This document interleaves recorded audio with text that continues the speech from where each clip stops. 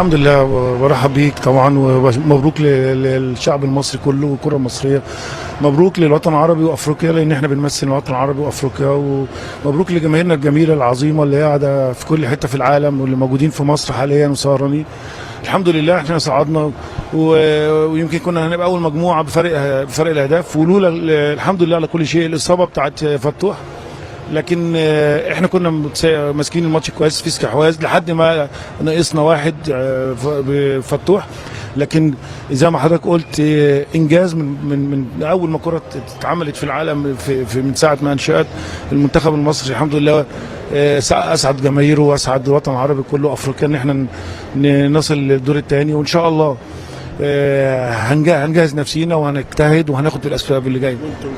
اجتهدتوا، قدمتوا مستوى عالي وفرحتوا الجماهير المصريه، ومثل ما قال كابتن بوتريكا في الاستوديو قبل الماتش، يعني خليتوا سهرات وصبحيات المصريين اعياد في 3 مباريات، وان شاء الله تتواصل. كابتن، لو طمنا على الحاله الصحيه، لانه الحظ ما خدمش المنتخب المصري، شفنا عبد المنعم اصابه، لو طمنا على صلاح ايضا اصابه وعديد الاصابات، وفتوح زائد ايقاف مهند هياخد الانذار الثاني، وزائد الاصابه بتاعت حسام عبد المجيد. لكن ان شاء الله ربنا موجود وهناخد بالاسباب.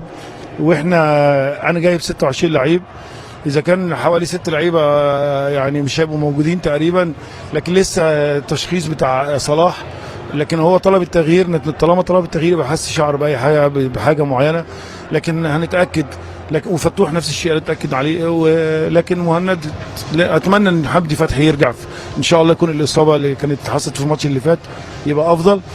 لكن في كل الحالات بقول للناس في مصر، وبقول لكل اللي بيتفرجوا، انا عندي وحوش ومع لعيبه المصريين عند حسن ظنهم، وانا ما بقلقش من اي نقص، ما بقلقش. يعني احنا في التصفيات ماي فريند، ثانك يو ماي فريند.